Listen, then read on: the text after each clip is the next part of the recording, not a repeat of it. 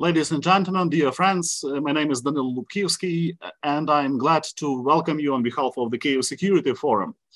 Russia continues to attack civilian infrastructure in Ukraine. Defeated on the battlefield, it acts like a terrorist. They try to knock out electricity and water supplies all over Ukraine. 2 days ago, the Kremlin launched a new wave of missile strikes across the country. Our Air Defense Air Force shot down 44 out of 50 missiles fired on Monday. But the deadly danger remains. United States Ambassador Bridget Brink calls it an effort to leave the country cold and dark as we approach winter. Russia goes further. This weekend, Russia withdrew from cooperation with the United Nations Black Sea Grain Initiative. They use food as a political weapon again. It's revenge, Vladimir Putin admits. He kills innocent people, but describes Russia as a defender of traditional Christian values. He wages war against the West, but calls for talks. He denies Ukraine, but he clearly fears Ukraine. It's a fear. No poker KGB face can hide it. Putin's statements tell a lot about him and about Russia, don't they? What's going on in Russia? Does Putin lead Russia to its final collapse? How should the world stop and punish Russia's genocide against Ukraine and its crimes against humanity? Today, we will discuss these issues with our guests who studied and know Russia very well. And I'm glad to present our distinguished speakers. First of all, I'm really happy that we have Miriam Lanskoy with us today. Thank you, Miriam, for joining our discussion. Miriam is a senior director for Russia and Eurasia at the National Endowment for Democracy. She is a famous American expert on the Russian affairs, the Chechen wars, and social and political problems of the North Caucasus. Michael Khodarkovsky. Thank you, Michael, for being with us today. Professor of History at Loyola University of Chicago. Professor Khodarkovsky is a historian of the Russian Empire, and he knows well the history of imperial expansion. And Sherr, our good friend, senior fellow of the Estonian Foreign Policy Institute at the International Center for Defense and Security. For over 25 years, James Sherr has been regularly consulted by the Western governments on the foreign, defense, and security policies of Russia. And I'm happy to see Arseniy Yatsenyuk, former Prime Minister of Ukraine and chairman of the Kyiv Security Forum. So we will immediately start this discussion. And my first question goes to Professor Khodarkovsky. Michael, recently you published a great piece in the Wall Street Journal called "Putin's War in Ukraine May Destroy Russia." In his attempt to resurrect the Soviet Union, Mr. Putin may be presiding over his country's final collapse. You wrote in your opinion. Would you be so kind to tell our audience why? You're welcome. Дякую. First of all, let me just say a few words, excuse me, to the Ukrainian people. And I just want to say that Ukrainian people should know that the entire world really admires what they are doing right now, because they are fighting not only for their own independence, which is the most important thing, but they're also fighting on behalf of Europe and increasingly on behalf of Israel, as Iran is using its drones. And every drone that flies towards Ukraine, unfortunately, is one less that flies to Israel. The world should be helping much more than they're helping now, but that's unfortunately not in our control, and that's a different story. But the people should know that their lives are sacrificed not in vain, and they will prevail. As for Russia and its current predicament, let me begin with what you may consider a little bit self-congratulatory note, but I think I mentioned it because of a context that I want to set up. In February of 1992, in a public forum When people ask me about the future of the Soviet Union, I said the Soviet Union will be no more by the end of the year. Then came December of 1991. As you know, very few people at that time predicted the collapse of the Soviet Union. So I'm not saying this to show that I am a big prophet. I was wrong after that more than once, so that's okay. But I'm saying it because what I saw when I looked at the Soviet Union, when I looked at Ukraine and the Baltics and Georgia and Azerbaijan and Kazakhstan, and I saw that the trend, the tendency, the pattern was there, that the Soviet Union cannot survive. And so my conclusion today, for a number of reasons, is the same, that Putin's Russia cannot survive for a number of reasons. One of them is a tension that had never been resolved in Russia, and that's a tension between the nation state and empire. Russia continues to be an empire, as it was throughout its existence, but it's a colonial empire in denial, I call it. They never recognized it.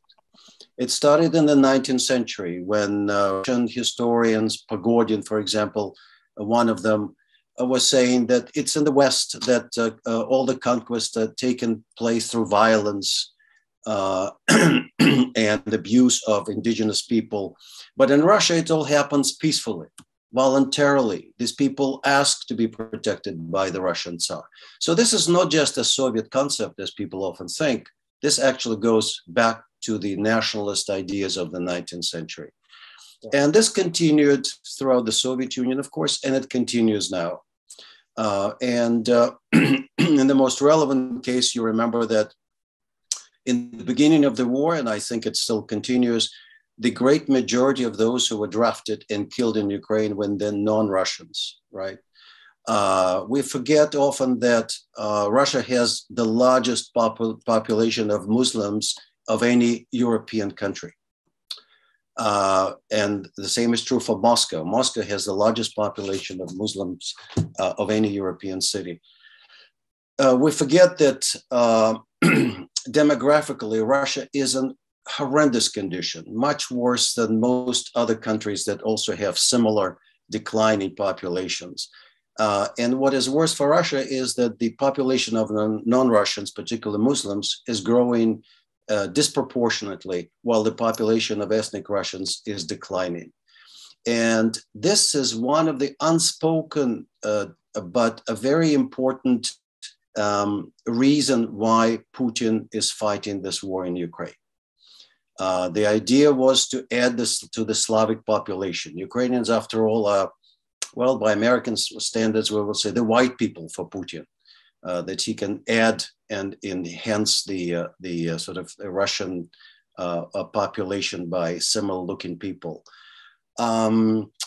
So what we will see is, we already saw some kind of uprisings or demonstrations, at least at various ethnic republics. We'll see more of it.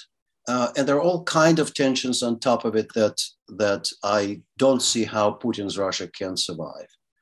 I can elaborate more, but maybe you want to hear other people. Thank you, Michael. Do you think there is a potential for this type of standing up against the Kremlin within Russia? It's very hard to know what is happening in Russia. We don't have many objective news coming from Russia to begin with. So it's hard to gauge the level of discontent. But it's clear that there is awakening among many non-Russians that they are being the target of essentially what in the beginning I would call a hidden genocide. Remember that let me mention one more point then, since we talk about it. One of the problems with Russia is that it doesn't have a solid identity. If you ask it what is Russia and what is Russian, you'll have a difficult problem answering. Putin and his people are aware of it. The collapse of Russia is what drives them most of the time. And they try to prevent it through this geopolitical aggressive behavior. So, for example, they tried to resolve this problem of a Russian nation. They tried to erase the ethnic borders of some of the ethnic territorial regions. In 2017, if you recall, Mr. Tishkov, who is an academician, was considered to be the expert on all the ethnic national problem, led an initiative from Putin directly to create a notion of a Russian nation. And it didn't go anywhere because on the right, conservatives wanted to define the Russian nation as a Christian, Orthodox Christian, Slavic Russian nation. And the non-Russians objected to it, and it didn't go anywhere. And Tishkov admitted, we are not ready to be called a nation. So the problem is, in a nutshell, is this, that to create a Russian identity in the context of Russian current empire, you need a federation. You need a federation, a genuine democratic federation. And that means decentralizing power, and that means democracy. Putin cannot do this, and therefore Russia is stuck in its identity. How does it define itself is a problem. And so now it defined itself through anti-Westernism. That's right. How Russia defined itself. Thank you, Professor Khodarkovsky, for these great remarks and for your support of Ukraine that we do appreciate. And now I turn to Arseniy Yatsenyuk. Arseniy, do you believe that this war can destroy Russia? And yet another question, do you see a danger when Russia's defeat will result in only a simple change of the ruling regime, but the Russian imperialism as a disease, as a political mentality, will continue to exist? You're welcome. Dan, it's important to elaborate on the definition of what does it mean to destroy Russia. So what's your take? To destroy, you mean the collapse of the Russia as the Russian state, or to destroy Russia as an autocratic and dictatorship state? So I believe that we have to focus on Russia as a beacon of autocracy and dictatorship, which emerged, a new beacon, which emerged in the world. And this kind of ideology, inhumane ideology, has a lot of supporters in this world. So if we say to destroy Russia, I would focus on to destroy Russian imperialism and Russia as a belligerent state. Whether I believe that just sheer or simple regime change in Russia will save Russia and Russia is to become a benign and democratic state, my short answer, no. I don't believe in benign Russia. I don't believe in democratic Russia. I don't believe that Russia is ready to change itself and that Russia is ready to be a part of really democratic society. And the problem is that another problem is that, look, it's not only Putin, but Russian people, they bear the brunt, that they bear historic responsibility for the atrocities and for the war crimes committed by Russian military, Russian regime, and actually Russian people in Ukraine.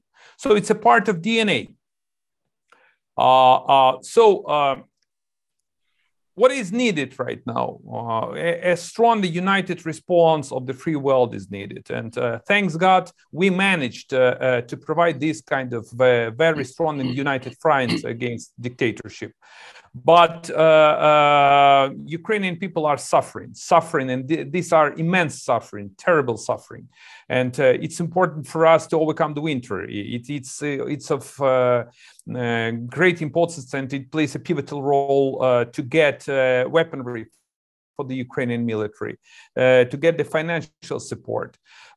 So whether Russia will prevail? No, never. Because it's like the difference between the right and wrong, between the truth and the lie. So we are on the right side of the history.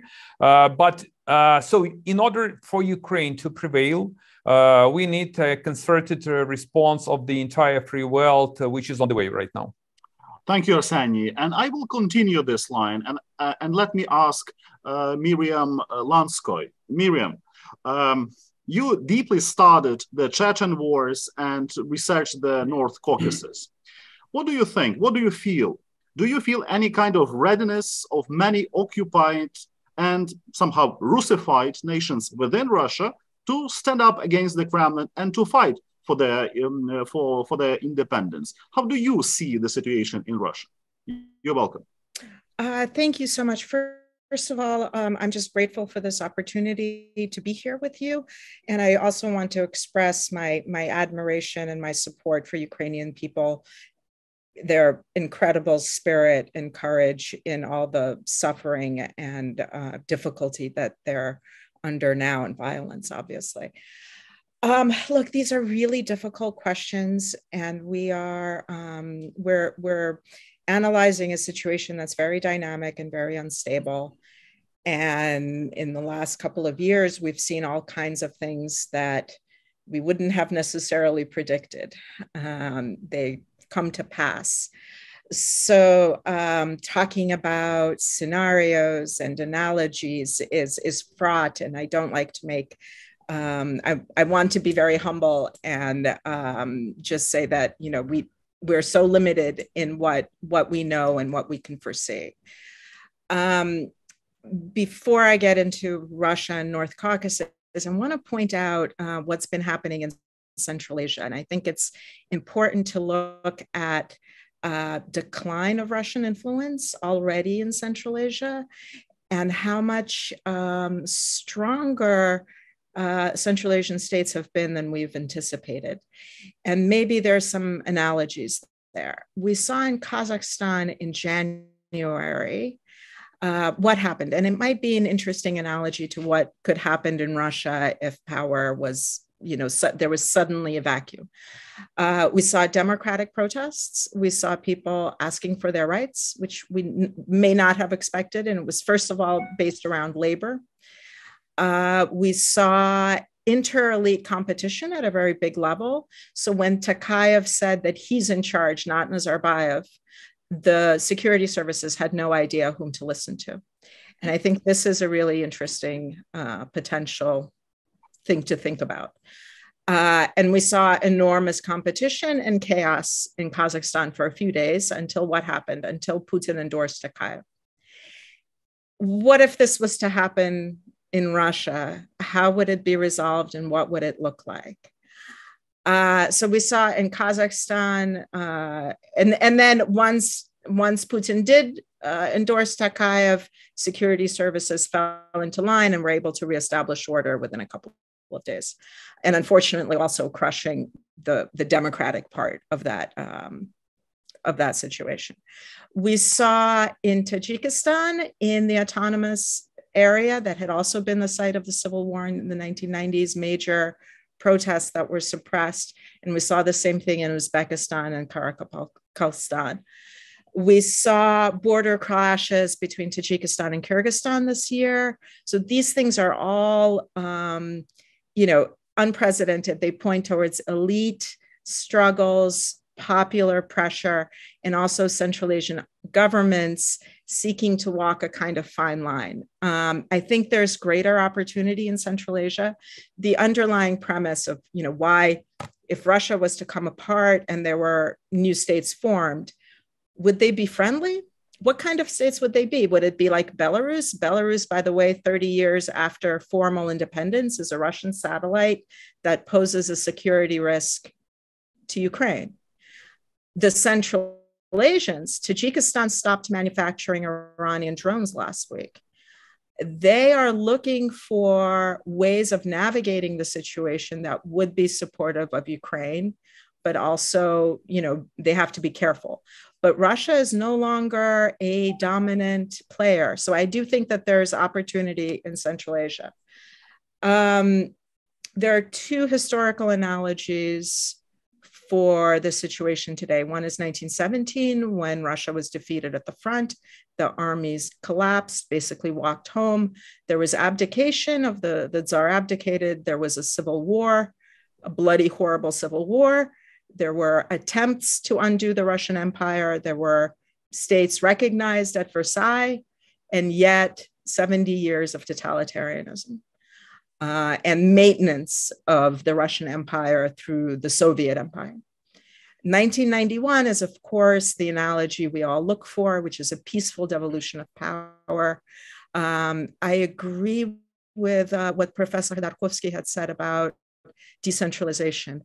At this point, among Russian opposition, Russian intellectuals, and certainly among North Caucasus opposition as well, there is the feeling that, should there be an opening, should there be a possibility for some kind of future, decentralization, federalism, much more meaningful kinds of federalism than has existed within the Russian Federation. I would add that movements explicitly for independence are extremely rare. The only one over these 30 years is really the Chechens, and they've paid a terrible, terrible price. What we have now under Kadyrov is abrogation of all kind of Chechen identity and Chechen customs. It's a dictatorship, but it's also a radical Islamic dictatorship that owes its existence to Putin and the personal relationship with Putin. What would happen in the event of a vacuum is enormously difficult to try to estimate. Why don't I stop there? Thank you, Miriam. But this is important for us, for all of us to think about. I believe that those who are in Ukraine today, who experience these missile strikes every day, they do think not only about how strong is Ukraine's armed forces, but also how important it is for those who live in Russia to struggle for their independence and for their dignity. Let me remind that on October 18, Ukraine's Rada recognized the Chechen Republic of Ichkeria as temporarily occupied by Russian Federation and condemned Russia's genocide against this nation. That I think is very important. And now I would like to ask James Sherr. James, happy to see you and for being with us. How do you see the picture? What do you think, in particular, what do you think about the latest Putin statements, especially at Valdai club meeting? You're welcome. Thank you so much, Danylo. Let me make 2 points that I think are fundamental. The first is, well before Putin was even a gleam in the eye of whoever conceived of him, the distinctive feature of Russian imperialism has been the incorporation of the history and identity of other peoples into Russia's own identity. And this has always given Ukraine in particular an existential issue. The Brzezinski's axiom, which everyone loves about empire and nation state, is fundamentally upside down. If you are Putin or think like him or like any of these elites, your view is the opposite. Russia can remain an empire without Ukraine, but it cannot remain Russia. And this is the ideology of what I would call the collective Putin and of a very, very large part of the country. And as Mikhail Borisovich said earlier, this was formulated doctrinally going back to the 19th century and in practice long before then through the building of empire. The second point, if you look at the present, you need to understand Putin really matters because of the kind of system he's created and the destruction of institutions that has led to, even by Soviet standards, destruction of institutions and alternative elites. There are really 3 Putins, and 2 of them are now locked into deep struggle. The first Putin is, of course, the one that Alexei Navalny is preoccupied with, who is the criminal Putin that explains so much about how Russia is governed today. The second one is the KGB Putin that used to alarm the West, but that is actually the most reassuring Putin, because the KGB training, although it is amoral, it inculcates duplicity, treacherousness, cynicism, a remarkably flexible kind. is also very cold, very disciplined, very calculating, and ultimately rational. The third Putin is the frightening Putin, because that is the emotional Putin. This is the Putin of resentment, of pride, of paranoia, of hatred and anger. This has been there for a very long time. I have seen it personally. People I know have seen it personally going back to the early 1990s. As Russia suffers more and more reverses, we need to understand that the struggle between the rational KGB Putin and the emotional, passionate Putin is going to intensify. And that is one reason why this is not only going to continue, but it's going to get worse before it gets better. So, of course, I have a lot of other things to say, but let me leave it there for now. I thank you, James. Now I turn to Michael Khodarkovsky. Professor Khodarkovsky, and here let me also mention something which is important for all of us, I believe. After the Second World War, Germany went through a long period of denazification and literally forced rehabilitation. How collective Putin, James recalls this definition, how collective Putin, Russia's establishment and society should be brought to justice, in your opinion? And who can ensure this if there is a perspective for any kind of positive development, positive settlement? You're welcome. Thank you. I would like to move away a little bit from Putin and move away towards Arseniy Yatsenyuk's position. I do really think that Putin is a symptom. You know, some people believe that Putin is the one who made the decision to invade Ukraine, and that's why this disaster happened and so on. I subscribe to a different view. As a historian, I look at a longer term perspective. And I think it's really, Putin is just a symptom of imperial Russia. Throughout its history, Russia always preferred geopolitical interests to any other interests, commercial.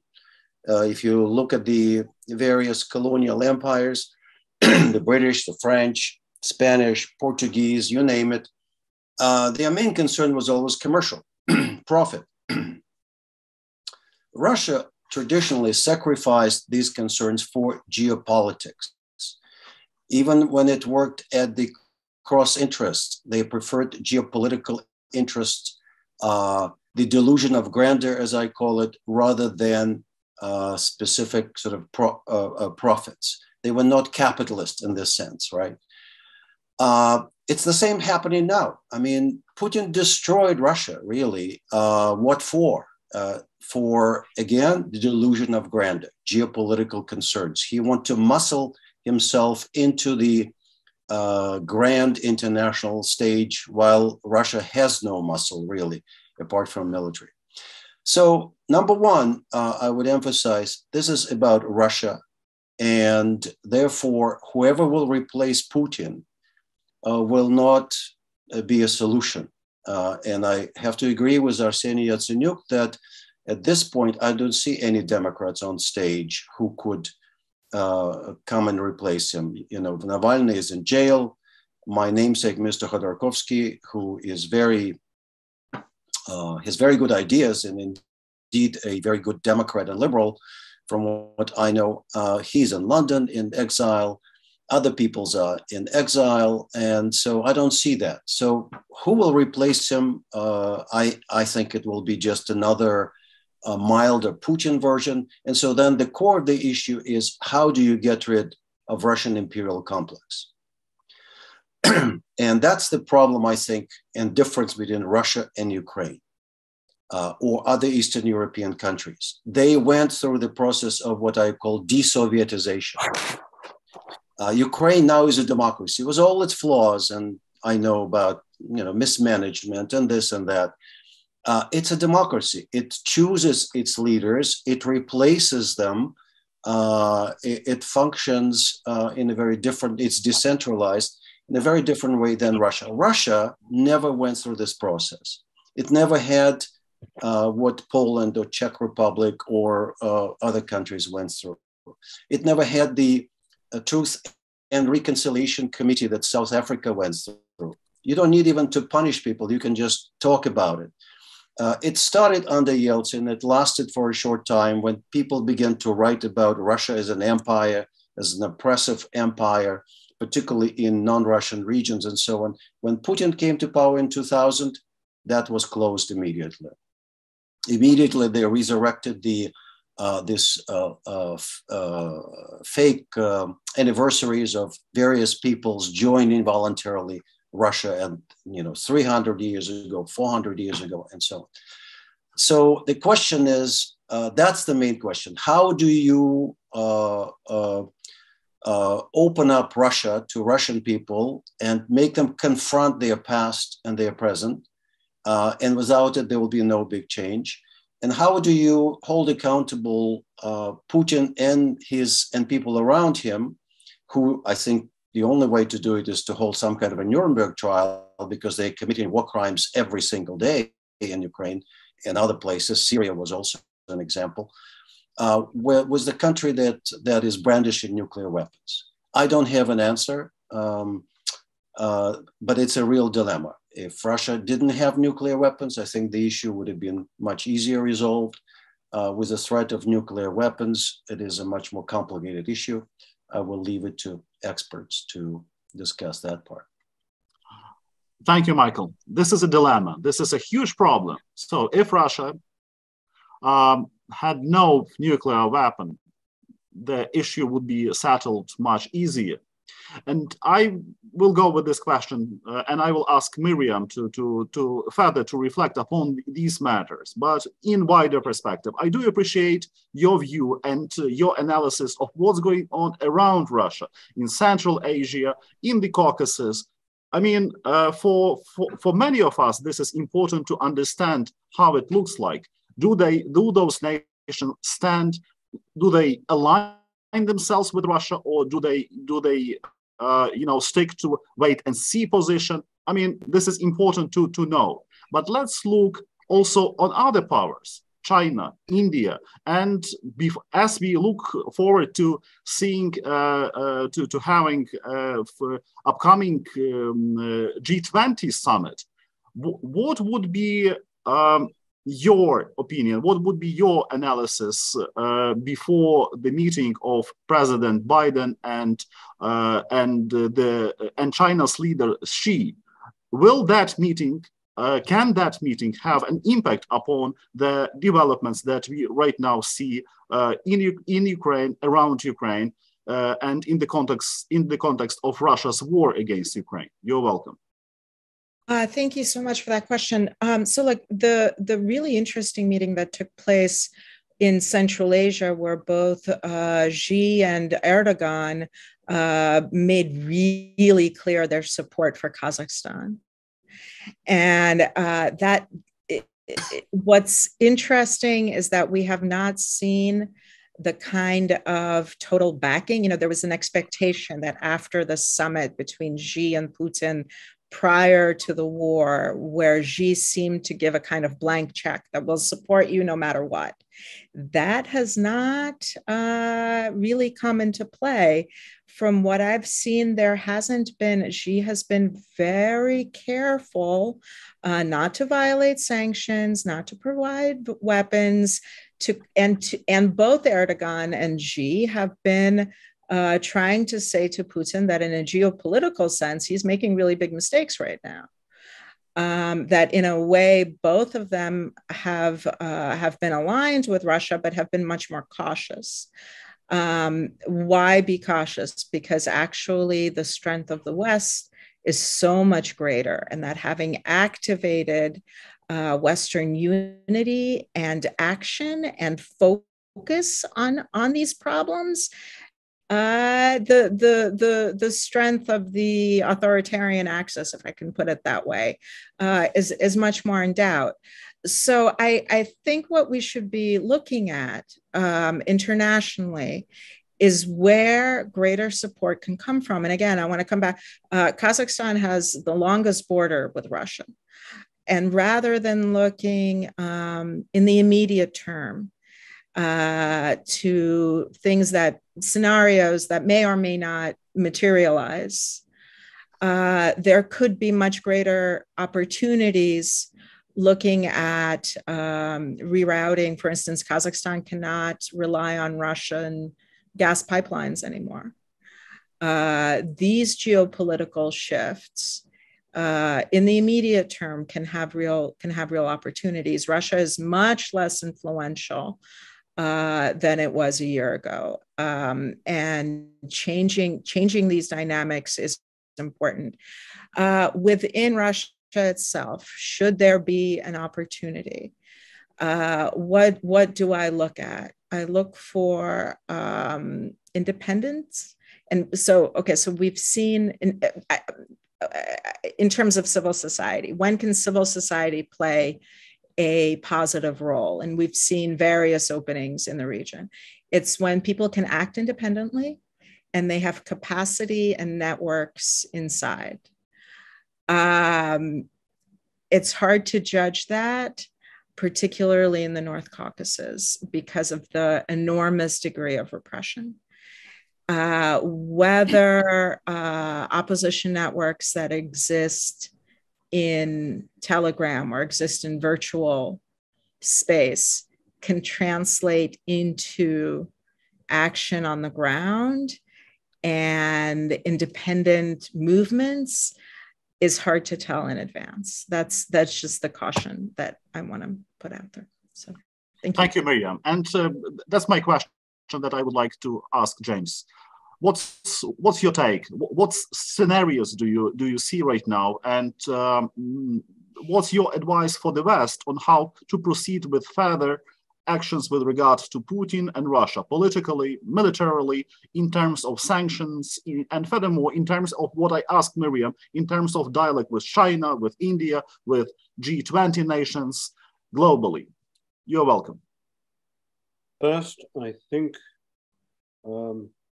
deluded as the view might be, from the perspective of the Kremlin, there are still a lot of road left before they feel that they are in an unwinnable situation. I believe they still think that they will win in the long term the wider war, which is a hybrid war against the West.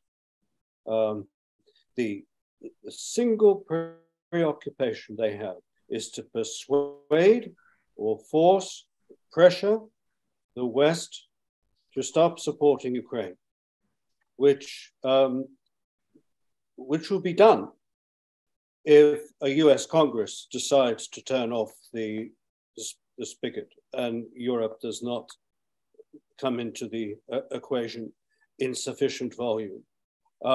So they still believe, I'm not saying I believe, that there is still all of this to play for. The belief in the fundamentally fragmented, morally weak and confused, and further fragmentable nature of the West and its basic decadence, and its moral decadence, is almost as deeply rooted as the belief that Ukrainians are part of the great Russian people and that Ukrainians before this war began not only betrayed the Russian nation, but their own, which is the same thing. These beliefs are not amenable to rational arguments. So I think this is where we are and where we are going to remain. The Chinese, I'm very interested in what Miriam has had to say.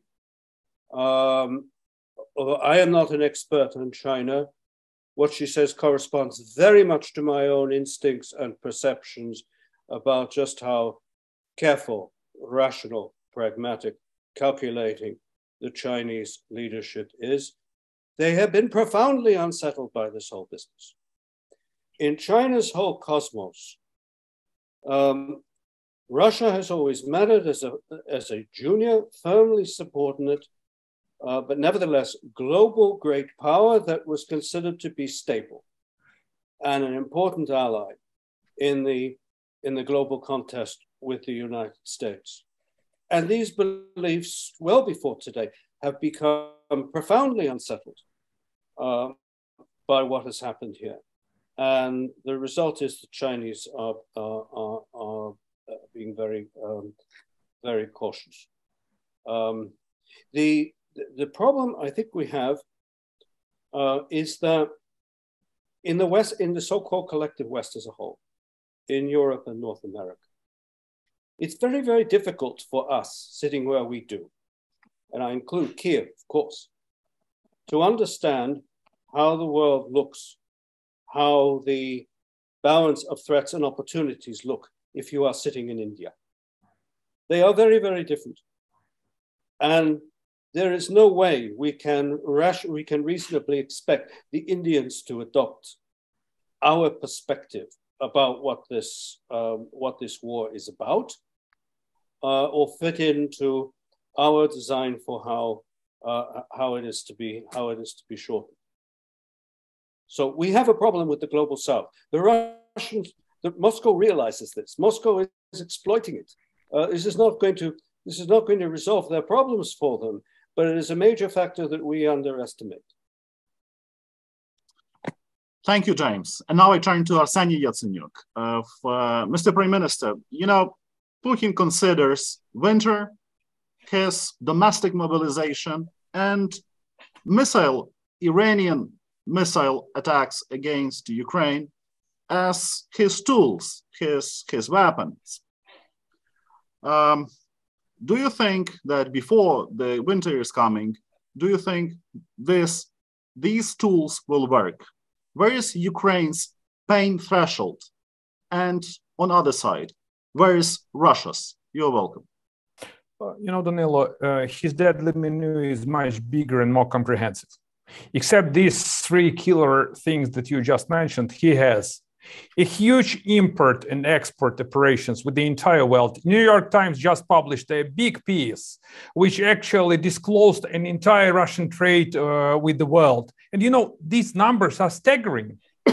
They are gaining billions, trillions of dollars, even more compared with the previous year, despite the fact that sanctions have been imposed.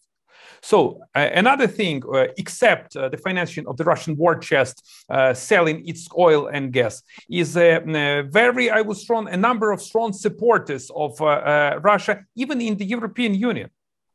How on earth this could happen, that the Hungarian prime minister, who is the member of the European Union, who actually has to be a prophet of democratic values, has such a strong links and ties with the aggressor. Maybe he does remember 1956 of when Russians and Soviets invaded Budapest. So when James said that he said that we have the problem with the understanding of the world, I believe, James, that we have a completely different problem. The problem we have is the problem with the global order, global justice, and global injustice. Because the only way I see how to punish Russia, that's not the only way, but the comprehensive menu is to ramp up sanctions, to establish an international criminal court, a separate international criminal court, in order to bring Russia to justice, to demilitarize Russia. And Ukraine actually started this process. Due to this unjust and inhumane war that Putin waged against Ukraine, Ukraine started with the support of Western allies to demilitarize Russia, to de-imperialize Russia. And Ukraine started this process. And it's up to the Russian people to decide whether they are ready to fight for their freedoms. Because it's not enough to have a Twitter exchange or Facebook posts. If they want their country to be liberated from Putin, show us. I don't see these kind of strong gut feelings on the side of the Russian people. Then we need to survive. I mean, we as Ukraine and Europe and the world, we need to survive this winter. Because look, the inflation is high, the interest rates are high. We expect to get the recession in the free world. Ukraine is under the severe economic pressure, and we are in the dire plight. And due to the support of the Western allies, we are still on float. But we can't fail in our economic warfare. And in order to win, so this is to be a very consolidated, comprehensive approach to support Ukraine, starting with the weapon, I mean, in terms of military support, and ending with the electricity, water supply, sewage systems, financial support, economy, and even food, logistics, and transportation. So, to put it in the nutshell, there is no other option for Ukraine and for the world rather than to win and to prevail. Period. There is no just other option. Thank you, Arseniy. And I would like to thank you all for this great discussion, which is very important for the audience of the Kyiv Security Forum, but also for all Ukraine, for the Ukrainian listeners, viewers, and readers of everything, for everybody who right now fights against the Russian Empire. And I would like to thank, first of all, Miriam Lanskoy for being with us and for your great remarks. I would like to thank you, Michael, for your great support of Ukraine and for your clear take of how to deal with the Russian imperialism. And I'm really happy to thank James Sherr for his perspective from Tallinn, from the Estonian Institute for Foreign Policy. We continue our fight. And what is important, that Ukraine fights not only for its own freedom, but for the freedom of those nations that who remain under the occupation of Russia. And I believe that we all together, we will prevail. I thank you. That's Kyiv Security Forum, directly from Kyiv. Thank you.